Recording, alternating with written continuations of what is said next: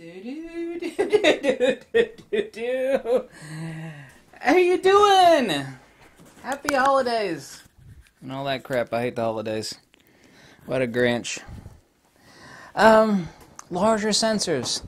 Does a larger sensor gather more light? Now this is directed at a few YouTubers, maybe just one, but a few YouTubers.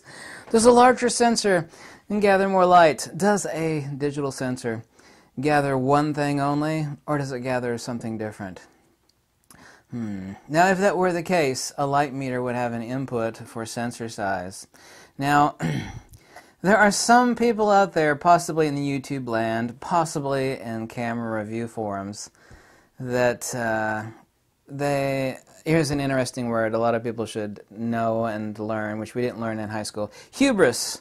It means you're so full of yourself. Like, if I said it, then that's the way it is. It's like, no, you're wrong. Boom, boom, boom, you're wrong. No, I said it already, therefore that's the way it is. There are some people out there that believe that. So, let's use a little analogy here, because a lot of people think, well, sure, a larger sensor gathers more light. I mean, it's like a picture window. The bigger the window is, the more light that it lets in. Now, let's take a look at that statement that I just said, which is factual. Okay, let's get out a solar panel here, okay? Solar panel produces one thing only, okay? And let's talk about that in a second here. Picture window, okay? Picture window. A picture window lets in more light if it's larger.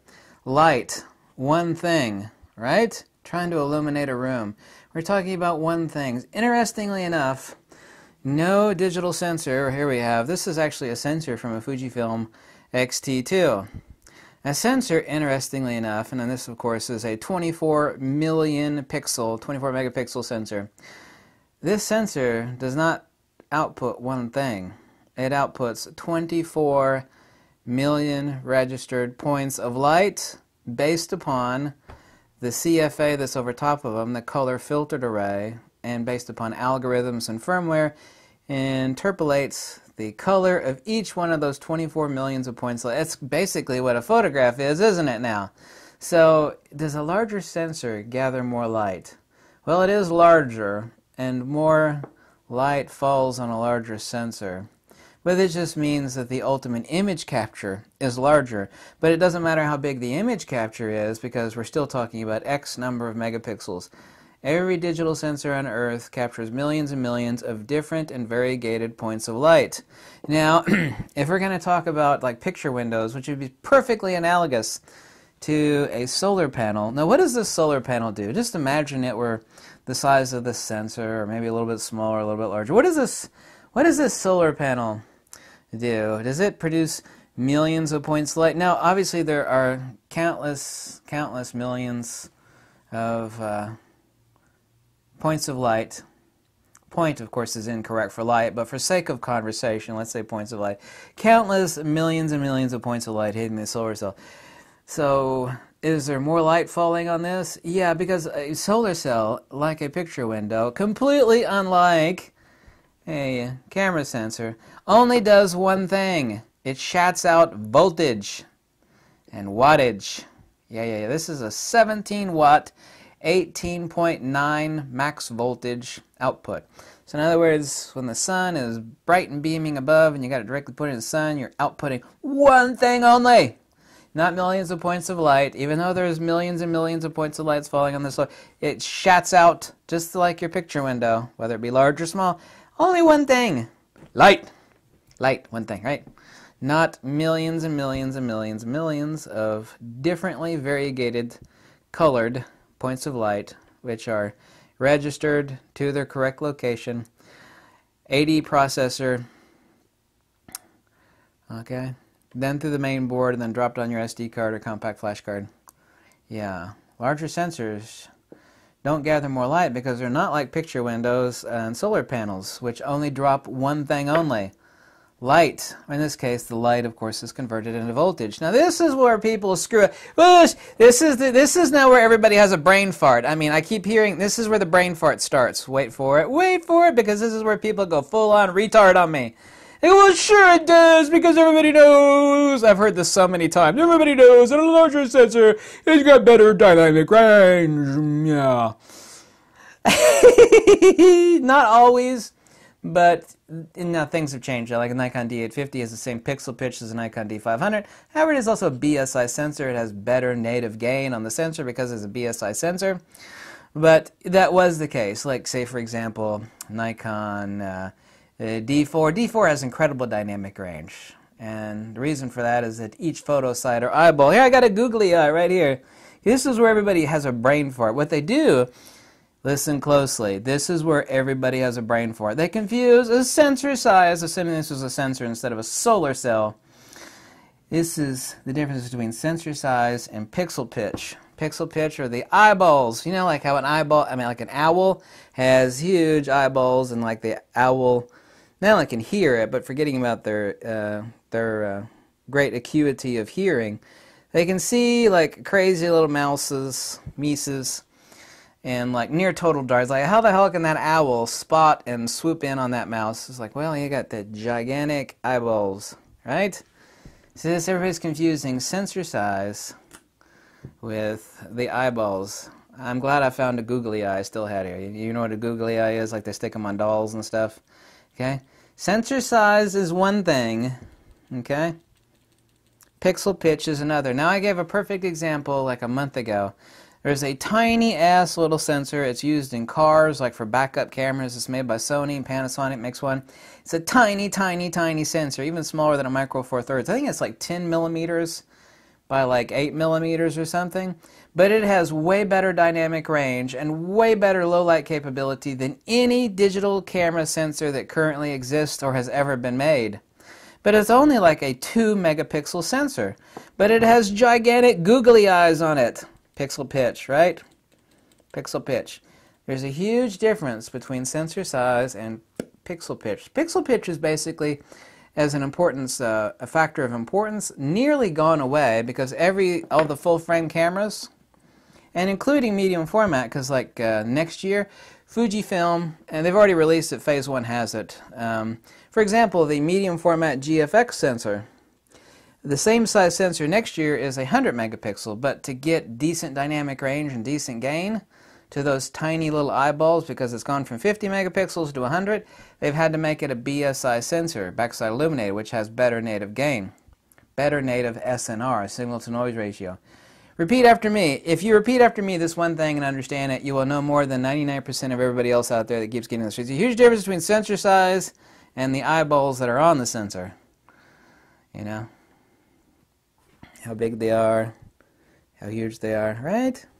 Bigger sensors don't gather more light because exposure, wait for it, exposure is per unit area, not per total area.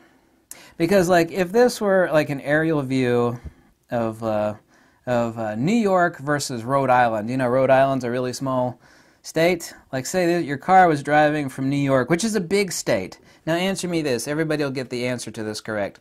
If you're driving from New York to Rhode Island and you cross the state line into the tiny state of Rhode Island, right? Does less light fall on your head? It's like, oh my God, I know we just passed into Rhode Island because all of a sudden it got darker. No, because exposure is per unit area. The unit area being the light falling on the top of your head with the roof down on your car as you're going from New York to Rhode Island, for example. Well, hey, we just went from a larger state into a smaller state. What changed? Nothing. Because exposure is per unit area. Right? Now here's something else. Just think about this for a second. What if this were a digital sensor? It's huge, right? Huge. What if this were a digital sensor? It's like 1,000 megapixel sensor. Now, same pixel pitch, same SNR as this sensor, which is of course a DX crop sensor. Yeah, what's the difference? Is exposure the same everywhere on this huge sensor? It's exactly the same. If the same pixel pitch and same native gain exists on this large sensor as does the small sensor, what happens on exposure if I go from this small sensor to this large sensor? Nothing changes. Nothing. It is a larger capture. You see? Doesn't matter where I place this sensor. Let's just assume that this sensor is like a piece of this huge sensor here, which is not a sensor, it's a solar panel, but let's assume it was a sensor. What would happen if I were to take a piece of it out? What would it change on exposure? Wherever I put it, of course, obviously depending on the scene, it might be a shadow over here and a highlight over here. Let's just assume it's a gray wall. It's all perfectly illuminated. Everything remains the same. Exposure is per unit area. This would be a unit area. Yeah? Exposure is per unit area, not per total area. You see, there's some famous YouTubers with a lot of subscribers that don't get this. They actually do think, the larger sensor you get is more light. No, it doesn't, girlfriend. It does not. Does not. Does not, period. Well, that's your opinion. No, I'm talking about facts, not opinions here. Whew. You see the difference? This solar cell only craps out one thing. Voltage! One thing only. And the bigger it is, the better. The bigger the solar cell, the more voltage you can drop. And the faster you can recharge your batteries. Yeah. That's a solar cell. No digital camera sensor works like that. It doesn't work off of total area. And it's not dropping one thing. It's dropping millions and millions of different colored pieces of light. Pieces. I said pieces?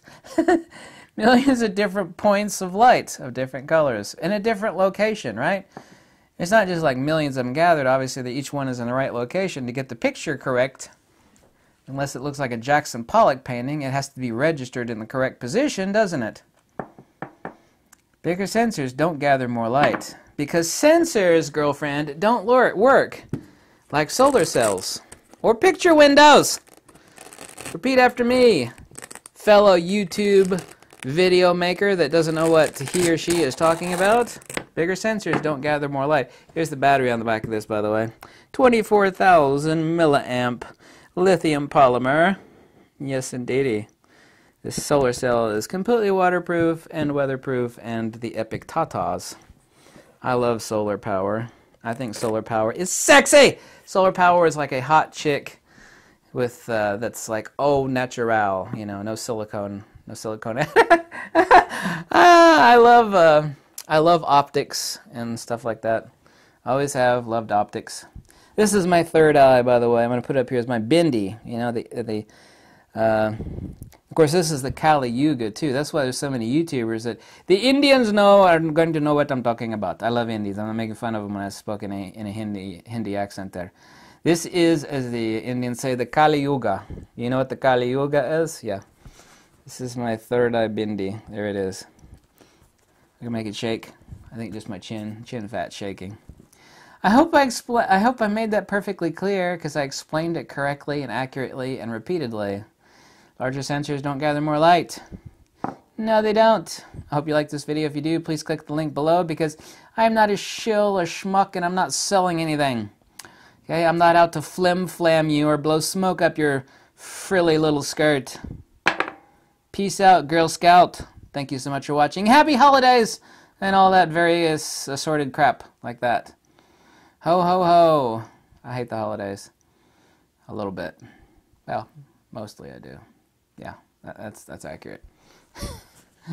Thank you, and увидимся, as the Russians would say.